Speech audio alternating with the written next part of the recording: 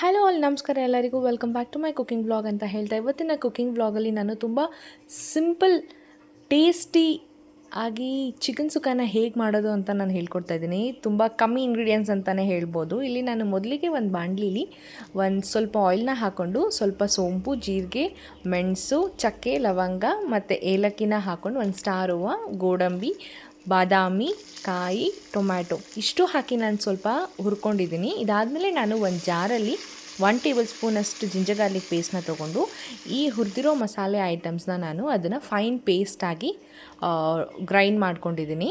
ಸ್ವಲ್ಪ ನೀರನ್ನ ಆ್ಯಡ್ ಮಾಡ್ಕೊಂಡು ನಾನು ಪೇಸ್ಟ್ ಮಾಡ್ಕೊಂಡಿದ್ದೀನಿ. ಇದಾದಮೇಲೆ ಕುಕ್ಕರ್ನಲ್ಲಿ ಸ್ವಲ್ಪ ಎಣ್ಣೆ ಹಾಕ್ಕೊಂಡು ಇಲ್ಲಿ ನಾನು 1 ಮೀಡಿಯಮ್ ಸೈಜ್ ಆನಿಯನ್ನ ತೊಗೊಂಡು ಸ್ವಲ್ಪ ಕರಿಬೇವನ್ನ ಹಾಕ್ಕೊಂಡು ಎಣ್ಣೆಯಲ್ಲಿ ಸ್ವಲ್ಪ ರೋಸ್ಟ್ ಮಾಡ್ತಾಯಿದ್ದೀನಿ. ಇದಾದಮೇಲೆ ನಾನು ಒಂದು 400 ಗ್ರಾಮ್ಸ್ ಇಲ್ಲ 500 ಗ್ರಾಮ್ಸಷ್ಟು ಚಿಕನ್ನ ತೊಗೊಂಡು ಅದು ಕೂಡ ನಾನು ಆಯಿಲ್ನಲ್ಲಿ ಸ್ವಲ್ಪ ಹೊತ್ತು ಅದು ನೀರು ಬಿಡೋ ಗಂಟ ಫ್ರೈ ಮಾಡ್ಕೊಳ್ಳೋಣ. ಇದಕ್ಕೆ ನಾನಿವಾಗ ಸ್ವಲ್ಪ ಸಾಲ್ಟ್ ಮತ್ತು ಸ್ವಲ್ಪ ಟರ್ಮರಿಕ್ನ ಆ್ಯಡ್ ಮಾಡ್ತಾಯಿದ್ದೀನಿ. ಇದಾದಮೇಲೂ ಕೂಡ ನಾವು ಚಿಕನ್ನ ಸ್ವಲ್ಪ ಫ್ರೈ ಮಾಡಬೇಕು.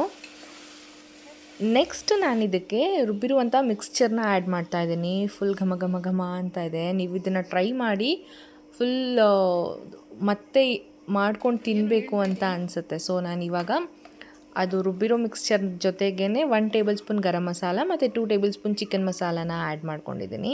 ಕಲರ್ ನೋಡಿ ಏನು ಸಖತ್ತಾಗಿ ಬಂದಿದೆ. ಸ್ವಲ್ಪ ನೀರು, ನನಗೆ ಸ್ವಲ್ಪ ಖಾರ ಕಮ್ಮಿ ಇತ್ತು, ಅದರಿಂದ ನಾನು ಖಾರದ ಪುಡಿನ ಆ್ಯಡ್ ಮಾಡಿದ್ದೀನಿ. ಫೈನಲ್ ಆಗಿ ಕೊತ್ತಂಬರಿ ಸೊಪ್ಪನ್ನ ಹಾಕಿ ಈ ಥರ ಚೆನ್ನಾಗಿ ಕಲಸಿ ನೋಡಿ ಇಷ್ಟು ಸಖತ್ತಾಗಿ ಬಂದಿದೆ.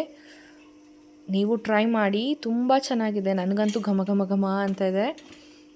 ಸೊ ಇವಾಗ ಕುಕ್ಕರ್ ಲಿಡ್ನ ಕ್ಲೋಸ್ ಮಾಡಿಬಿಟ್ಟು 1 ವಿಸಿಲ್ ಸಾಕು, ಚಿಕನ್ ಬೇಗ ಬೆಂದೋಗುತ್ತೆ. ಈ ಸುಕ್ಕ ನಿಮಗೆ ವೈಟ್ ರೈಸ್ ಆಮೇಲೆ ಪರೋಟ, ಚಪಾತಿಗೆ ತುಂಬ ಸಖತ್ತಾಗಿರುತ್ತೆ ಅಂತಲೇ ಹೇಳ್ಬೋದು. ವಾವ್, ಎಷ್ಟು ಚೆನ್ನಾಗಿ ಬಂದಿದೆ ಅಲ್ವಾ? So beautiful.